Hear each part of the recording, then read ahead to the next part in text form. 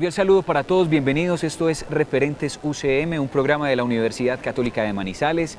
Los invitamos de nuevo para que nos sigan a través de www.ucm.edu.co, nuestro fanpage www.facebook.com/ucatólicamanizales. En Twitter nos encuentran como @UCM_Manizales. Bienvenidos a este espacio, hoy con un invitado muy especial, el doctor Emilio Roger Ciurana de España, quien se encuentra asesorando varios proyectos de la Facultad de Educación aquí en la UCM. Doctor Emilio, bienvenido a esta institución de educación superior. Gracias, muy amable. Hoy hablaremos y disertaremos sobre varias temáticas. Inicialmente, queremos consultarle al doctor Emilio conceptualmente qué entiende por moral, ética y religioso. Iniciemos con la moral. Conceptualmente, ¿qué nos puede contar sobre ello? Yo creo que se puede resumir la moral, pues la moral trata del conjunto de valores, de conductas que una sociedad o un individuo sanciona como positivas o negativas, y en ese sentido en la moral se está, es decir, uno se encuentra instalado en un mundo, en una sociedad moral, ¿no? Con unos valores, ¿no? Y de alguna manera uno está instalado en ese mundo, no está uno haciendo reflexión crítica sobre la moral pues, a toda hora.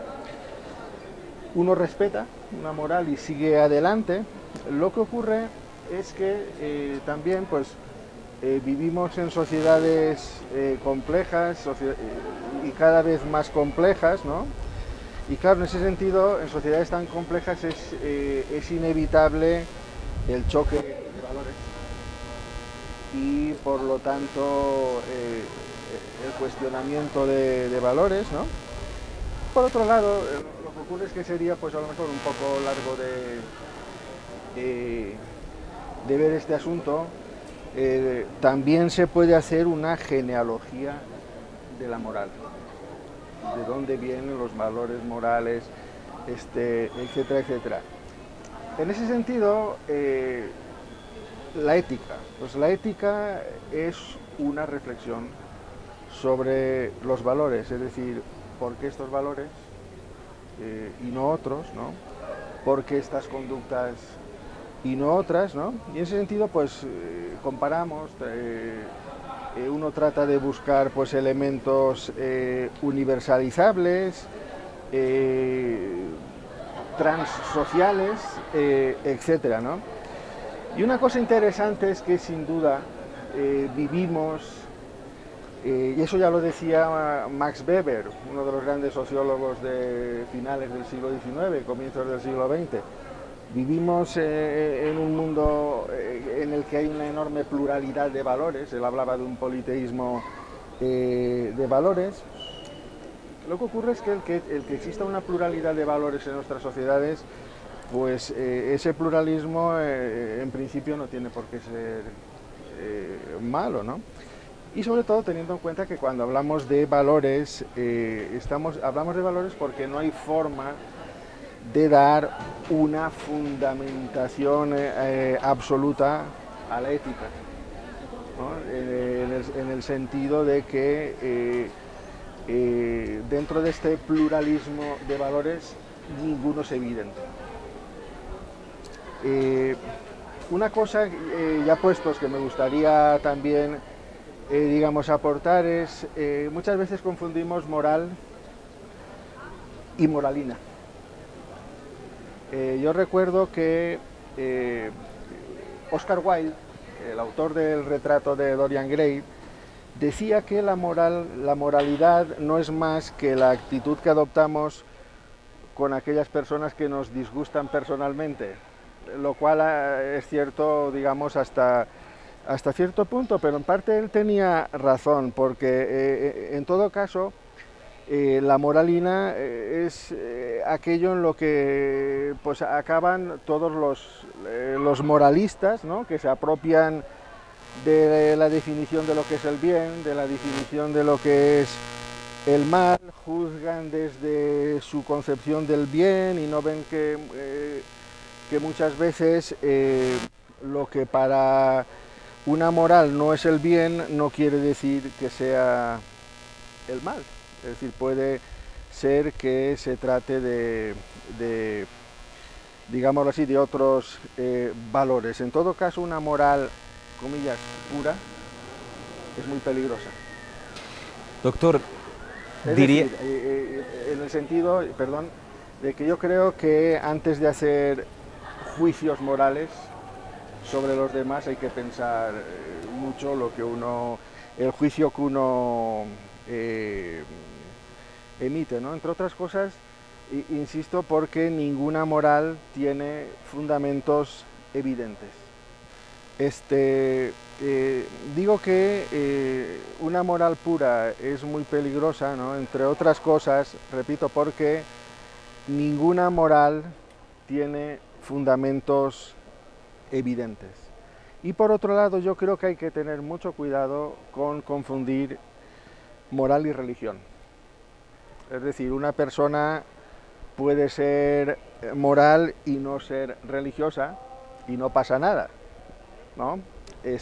Porque si no, pues toda la gente que no son creyentes o lo que sea, pues siguen siendo gente moral, ¿no?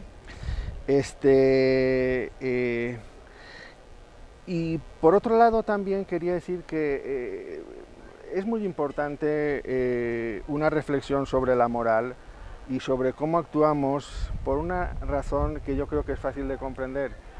Los seres humanos no podemos deshacer lo que ya hemos hecho. Los seres humanos no podemos dar marcha atrás, es decir, una acción cuando se ha hecho, pues ya se ha hecho. Una palabra cuando se ha dicho, ya se ha dicho. Yo siempre recuerdo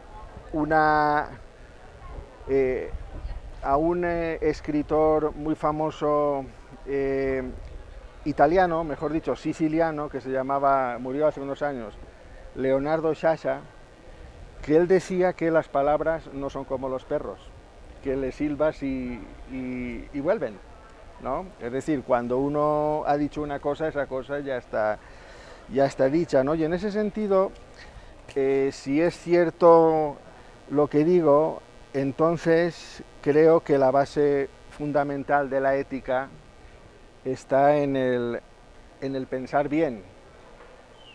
¿Qué quiero decir con el pensar bien? Pues pensar bien implica leer lo mejor posible el contexto en el que uno se encuentra, escuchar siempre, por resumir unas cuantas ideas, ¿no? Escuchar siempre al otro, porque quizás el otro siempre tenga alguna cosa que aportarnos, ¿no? Porque si no, automáticamente uno se sitúa en el nivel de juez y señor, ¿no? Reflexionarnos en nuestras acciones, mantener en todo el sentido del civismo y del humanismo. Yo creo que civismo y humanismo prácticamente son lo mismo, ¿no? ¿Y por qué todo ello? Pues porque no somos seres perfectos. Doctor, frente a este planteamiento que usted hace, entonces la moral, la ética y la religión son asuntos heredados o también adquiridos durante la vida. Yo creo que todo tiene su historia, ¿no? En ese sentido, incluso la religión es un hecho histórico, ¿no? Hay una cosa que es muy interesante, que podría dar lugar a mucha reflexión, y es que muchas veces confundimos moral con religión. ¿En qué sentido? En el sentido en que, pues, por educación, sobre todo en sociedades en las que la religión tiene un fuerte componente social, pues en las escuelas pues se educa en valores religiosos, etcétera, etcétera, lo cual está bien, estoy haciendo una descripción, no estoy juzgando que la cosa sea buena o sea mala, no es el caso. Y muchas veces se enseña religión como si fuese moral. Y obviamente pues hay, digamos, preceptos religiosos y preceptos morales que de alguna manera pues, coinciden, ¿no? Pero también sí que me interesa resaltar que religión y moral no son lo mismo. Aunque haya, digamos, ciertas conexiones, o pueda haberlas, pero el discurso de la religión y el discurso de la moral no son lo mismo. Insisto que hay gente muy moral, muy cívica, etcétera, etcétera, que no tiene creencias, religiosas. E incluso, yo creo que esto es muy interesante, en el caso del cristianismo, pues hay gente que puede hacer una lectura, digamos, humanista del mensaje de Cristo, ¿no? Sin a lo mejor leerlo pues, desde el Cristo histórico, ¿no? Etcétera, sin que tenga connotaciones religiosas. Por ejemplo, el filósofo alemán Immanuel Kant formula su famoso imperativo categórico, que viene a decir que obra de modo tal que los resultados de tus acciones quisieras que se convirtiesen en máxima universal, etcétera, etcétera. Pues claro, eso tiene mucha, digamos, relación pues con el sermón de la montaña, ¿no? Lo que no quieras para ti, no lo quieras para el otro. Claro, en ese sentido, Kant era pietista, etcétera, pero del imperativo categórico pues se puede hacer una lectura más, digamos, si uno quiere, de corte religioso, se puede hacer una lectura laica, una lectura liberal, ¿no? Y en ese sentido es en el que me gustaría que por lo menos quedase clara esa perspectiva mía de que moral y religión no son lo mismo. Los preceptos religiosos pueden ser, obviamente, y lo son, preceptos éticos y lo son para los creyentes.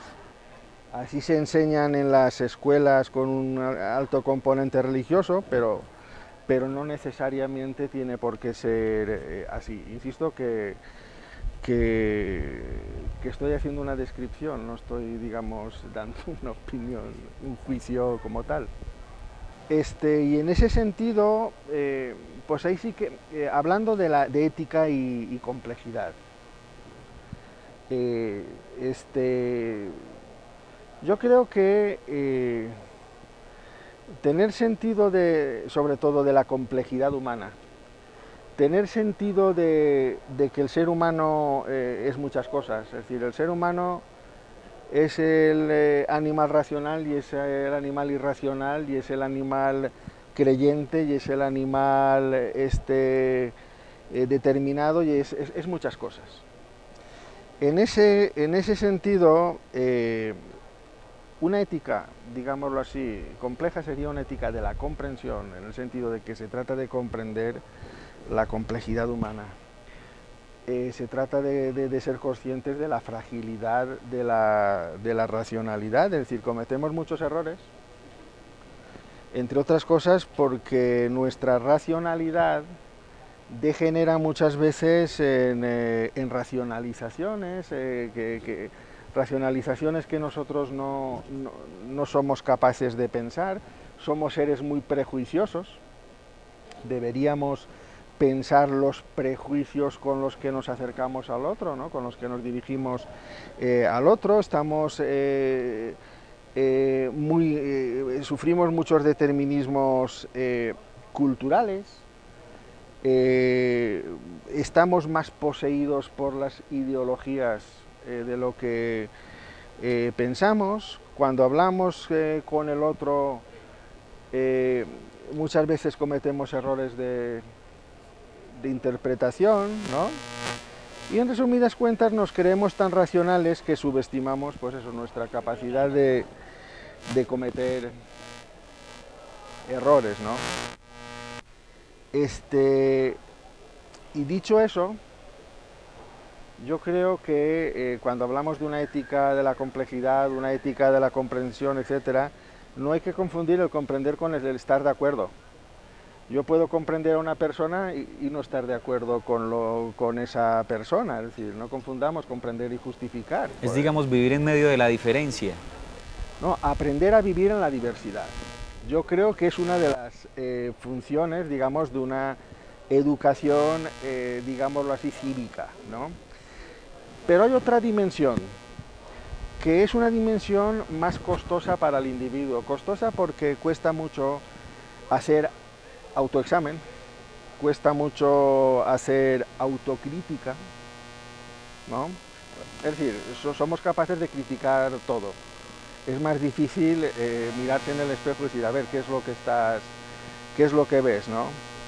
Cuesta mucho el ser conscientes de que muchas veces confundimos, como decía antes, moral y moralina. Cuesta mucho tener sentido de la responsabilidad en el sentido en que todos creemos que tenemos derechos, pero los deberes nos cuesta mucho asumirlos. Y claro, en última instancia, ser un ser moral, tener sentido de la ética es ser responsable, ¿no? Es tener la capacidad de dar razones de por qué actúas de una manera y no de otra. En ese sentido, haciendo un resumen demasiado rápido, yo diría que si uno tiene sentido de la complejidad humana y piensa de una manera compleja, pues de alguna manera la complejidad, en el sentido de esa mirada compleja sobre la realidad, esa, digámoslo así, actitud que uno puede tener para leer el mundo, para relacionarse con el mundo, pues de alguna manera es algo que nos invita a repensarnos constantemente, nos invita a repensarnos en nuestras carencias y en nuestras incomprensiones, nos invita a incluir al otro, nos pide argumentar siempre, en lugar de estar rechazando, en lugar de estar excomulgando, en lugar de estar anatemizando al otro. A mí es una cosa que me preocupa éticamente, como por ejemplo en la comunidad educativa, en las universidades, por ejemplo, hay tanto afán en anatemizar al otro, en criticar al otro. Es que este no es complejo porque la complejidad no sé qué, es que este es no sé cuántos, y resulta que queriendo apropiarse todo el mundo de la complejidad y tal, lo que acabamos es en una especie de feria de las vanidades más absolutas, ¿no? Claro que hay formas complejas y formas simples de pensar, ¿no? Es decir, una persona que tiene sentido de la articulación, que tiene sentido de la diversidad, que tiene sentido de la recursividad entre todos y partes, ¿no? Que tiene sentido de la relación entre el texto y el contexto, tiene un sentido de la complejidad que no tiene una persona que se dedica a separarlo todo, a justaponerlo todo, a dividirlo todo, etcétera, etcétera, etcétera, ¿no? Y en ese sentido se trata de alguna manera de que seamos capaces de luchar contra esa autobarbarie que todos tenemos sin darnos cuenta, y al mismo tiempo pues esa barbarie ajena o esa barbarie colectiva. En resumidas cuentas, se trata de tener sentido de la dialógica. Cuando hablamos de pensamiento complejo, epistemológicamente hablando, el principio fundamental es el principio dialógico. ¿En qué sentido? En que si vivimos en sociedades tan diversas, de lo que se trata es de ser capaces, ¿no?, de situarnos en el nivel, ¿no?, de cómo confrontar, de cómo negociar en un espacio público tan diverso aquello que es complementario a nosotros y al mismo tiempo aquello que se contrapone a nosotros o que es diverso a nosotros, ¿no? Es decir, en ese sentido, saber vivir en la diversidad es saber vivir en relación con aquello, digámoslo así, que nos gusta y aquello que no nos disgusta, y se trata de comprender que porque algo no nos disguste no quiere decir que eso sea malo, sino simplemente que es otra opción que una persona que una persona tiene. Tener sentido de la dialógica es tener sentido de la tolerancia. Ser capaz de incluir al otro y al mismo tiempo pensarse uno en los prejuicios que uno tiene para despreciar al otro, ¿no? Y por otro lado, tener también en mente siempre la idea de que uno no dialoga tanto para tener razón, sino para aprender y comprender al otro, y para que sobre todo esa conversación no acabe. En resumidas cuentas, y sé que voy muy rápido, una ética de la complejidad humana es una ética de la apertura dialógica a ese otro que es diverso, que es contrario, pero también en muchas cosas es complementario. Y esa es la base en última instancia de lo que es un pensar complejo, comparado con formas de pensar más simplistas, en síntesis, o más reduccionistas. Pensamiento y ética son inseparables. Y uno me puede decir, oiga, ¿yo cómo sé qué estructura de pensamiento está dentro de mí? Porque toda estructura de pensamiento desemboca en modos de acción. Y yo propongo algo que es muy sencillo, que cambiemos, hay la famosa frase, dime cómo piensas y te diré cómo eres. Eso es falso. Mira uno cómo actúa y a partir de ahí deducirás qué estructura de pensamiento tiene detrás, ¿no? Y una ética de la complejidad en este sentido pues nos invita a pensar todas estas cosas frente al reduccionismo, a las unidimensionalizaciones tan absurdas, ¿no?, que se practican en la vida social, en la vida universitaria, y en última instancia se trata de concebir la multidimensionalidad, la perspectiva y sobre todo la dialógica de perspectivas, es decir, cómo yo soy capaz, ¿no?, en lo posible de ver que quizás la perspectiva del otro tenga también su interés, y más aún cuando no existe el punto de observación absoluto, ¿no?, a partir del cual uno ve toda la realidad, ¿no? Y por último, de forma muy resumida, una ética de la complejidad es una ética que debe tener sentido de lo que Edgar Morin llama ecología de la acción. ¿Qué quiere decir con ello? Que de alguna manera una cosa son las intenciones con las que tú actúas y otra cosa son las consecuencias es decir, de alguna manera no existe una relación lineal entre el momento en que tú comienzas a ejecutar una acción y su resultado. ¿Por qué? Porque no vivimos solos, vivimos, es decir, nuestra acción retroactúa con otra multiplicidad de acciones, ¿no? Y quizás el resultado de la intención que teníamos sea lo contrario de que se tenía planeado. De lo que teníamos planeado. En ese sentido, una ética de la complejidad debe tener sentido de lo que en ética se llama el consecuencialismo, es decir, ahí hay que corregir un poco a Kant. El filósofo Kant decía que uno tiene que obrar en función de sus valores y que lo importante eran los valores, pero le daba menos importancia, digámoslo así, a los resultados. Y yo creo que hay que tener sentido de los valores con los que tú actúas, efectivamente, pero ser también un poco consecuencialista, porque si por poner un ejemplo, si yo digo no se debe mentir bajo ninguna condición, pues imaginamos que, la época de los nazis, persiguiendo a los judíos, yo tengo en mi casa oculto a un judío, si yo sigo ese precepto de forma absoluta y viene un nazi digo, sí, pues aquí hay un judío, lléveselo y mátelo. Es decir, la consecuencia de ese valor es más perniciosa que el mentir en ese momento y salvar a una vida humana. O yo qué sé, el pacifista absoluto, bajo ninguna...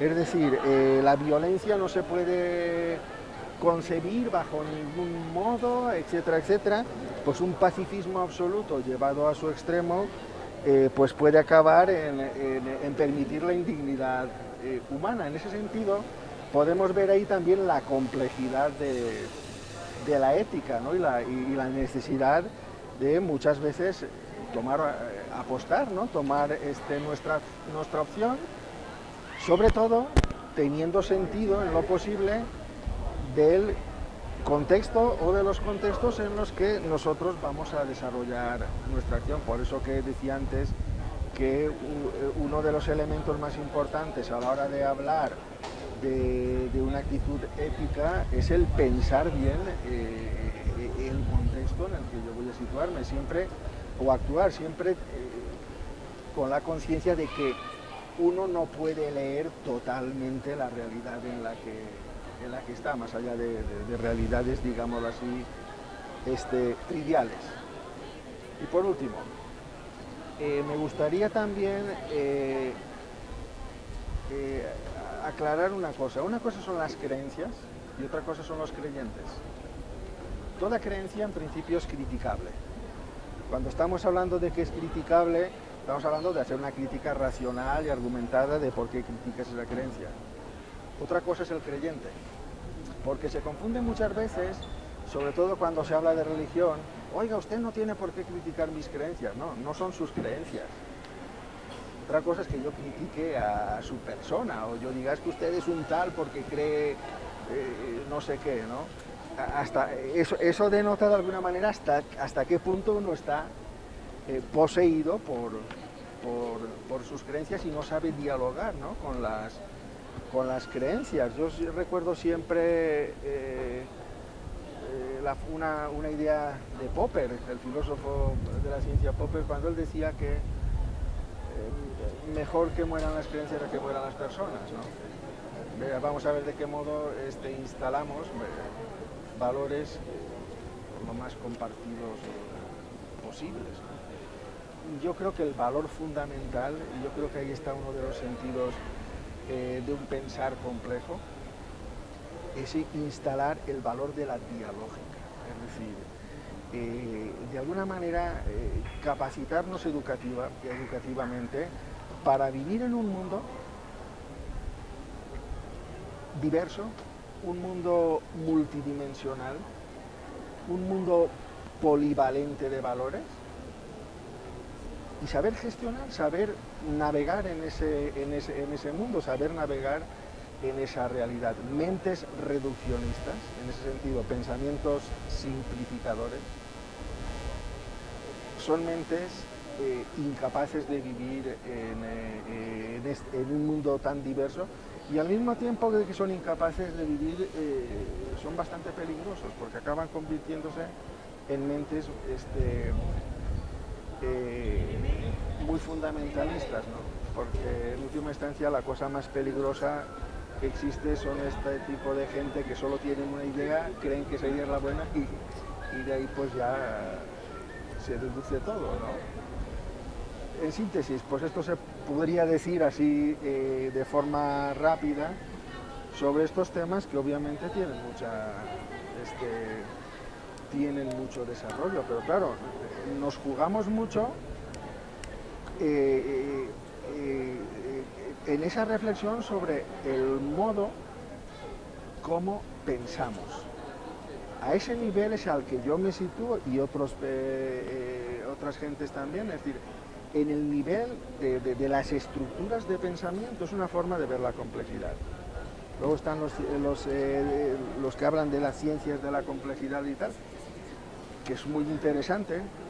Lo que ocurre es que este nivel en el que, en este caso yo u otros nos situamos, asume las ciencias de la complejidad, pero va más allá de eso, por eso que se habla de pensamiento complejo y no de ciencias de la complejidad, que son muy interesantes. Pues doctor Roger, muchísimas gracias por acompañarnos. Esperamos que a todos ustedes pues hayan conocido un poco acerca del doctor Emilio Roger Ciurana, docente español que nos acompaña en la Universidad Católica de Manizales. Muchísimas gracias a todos ustedes por acompañarnos. Recuerden visitar www.ucm.edu.co.